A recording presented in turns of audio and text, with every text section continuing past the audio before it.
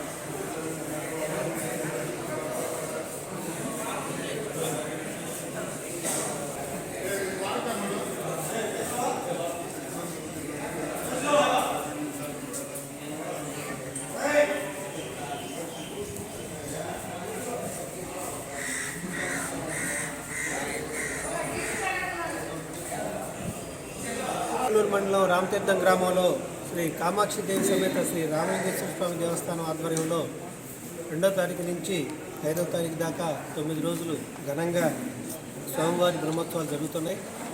ఇందులో భాగంగా 27వ తేదీన ధ్వజారోహణం, 28వ తారీఖున చిలక వాహనం, 29వ తారీఖున హంసవాహనం, 30వ తారీఖున పులివాహనం, 1వ తేదీన రావణ సేవ, 2వ తేదీన నంది సేవ, 3వ తేదీన రథోత్సవం జరుగుతుంది. అదేవిధంగా 4వ తేదీన కళ్యాణము, ఏనుగు వాహనము, 5వ తేదీన సముద్ర స్నానం, తెప్పోత్సవం ఘనంగా జరుగుతాయి. దీనికి సంబంధించి ఈ రోజున ఇడలూరు మండలంలోని అన్ని శాఖల వారితో కూడా ఒక కోఆర్డినేషన్ కమిటీ మీటింగ్ ఏర్పాటు చేయడం జరిగింది. ఇందులో ఎండోమెంట్ డిపార్ట్మెంట్ వారు, ఎల్సిటీ డిపార్ట్మెంటు, ఆర్డబ్ల్యూఎస్, మెరైన్, పోలీసు, అలాగే తహసీల్దార్గా మేము లా అండ్ ఆర్డర్ సిచ్యువేషన్ సంబంధించి వీటిని కూడా అందరితో మాట్లాడటం జరిగింది. అదేవిధంగా విద్యుత్ శాఖ వారిని ఈ బ్రహ్మోత్సవాలు జరిగే 9 రోజులు కూడా ఎటువంటి అవరోధాలు లేకుండా నిరంతరాయంగా కరెంటు సరఫరా చేయాలని చెప్పి కోరడం జరిగింది.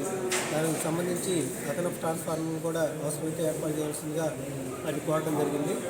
వారు అదే విధంగా చేస్తామని చెప్పారు. అట్లాగే ఆర్టీసీ వాళ్ళతో కూడా మాట్లాడి అదనపు బస్సు సౌకర్యాలను కూడా భక్తులు కల్పించడం కోసం జరిగింది. Medical and health and medical department వారితో మాట్లాడి స్థానిక వైద్యాధికారులతో మాట్లాడేసి దానికి సంబంధించిన మెడికల్ క్యాంప్ పెట్టడం, అందులో భక్తులకు అవసరమైనటువంటి మందుల్ని తగినంత సిబ్బందిని కూడా తప్పనిసరిగా ఏర్పాటు చేయాలని చెప్పడం జరిగింది. మెరైన్ డిపార్ట్మెంట్ వాళ్ళని సముద్ర తీర ప్రాంతంలో గస్తీ ఎక్కువగా చేయటం, స్త్రీలు ఎవరైతే ఉన్నారో వాళ్ళు స్నానం చేయడానికి ఎటువంటి ఇబ్బందులు లేకుండా బాత్రూమ్స్, టెంపరీ బాత్రూమ్స్ ఏర్పాటు చేయటం, అదేవిధంగా గజ ఎత్తుకాలను ఏర్పాటు చేసేసి భక్తులు, చిన్నపిల్లలు ఏదైనా స్నానానికి వెళ్ళినప్పుడు లోపలికి వెళ్లకుండా వాళ్ళందరినీ నిరోధించి వాళ్ళకి అవగాహన కల్పించడం కోసం పెద్ద మొత్తంలో సిబ్బందిని కూడా ఏర్పాటు చేయాలని చెప్పేసి మెరైన్ డిపార్ట్మెంట్ వాళ్ళు కోరడం జరిగింది. అలాగే పోలీసు డిపార్ట్మెంట్ వారిని పర్టికులర్గా గుడి ఆవరణ లోపల కూడా ఒక ఏఎస్ఐ స్థాయి అధికారిని పెట్టేసేసి క్రౌడ్ కంట్రోల్ ఎక్కువగా భక్తులు ఎక్కువగా వస్తున్నారు కాబట్టి వాళ్ళందరినీ కాస్త కంట్రోల్లో ఉంచి అందరికీ సమాన స్థాయిలో దైవదర్శనం అందించడం కోసం ఒక ఏఎస్ఐ స్థాయి అధికారిని అలాగే ఎక్కువ మంది సిబ్బందిని గుడి ఆవరణలో కూడా పెట్టేసేసి భక్తులకు ఎటువంటి అసౌకర్యం కలగకుండా వాళ్ళు చేయాల్సిందిగా పోలీస్ డిపార్ట్మెంట్ వాళ్ళు కోరడం జరిగింది. అలాగే ఆర్డబ్ల్యూఎస్ వారిని వచ్చేటప్పటికే భక్తులకి అవసరమైనటువంటి త్రాగునీరు, పరిశుద్ధమైన త్రాగునీరు ఎటువంటి ఇబ్బంది లేకుండా కంటిన్యూగా సరఫరా చేయాల్సిందని చెప్పి వాళ్ళని కూడా కోరడం జరిగింది.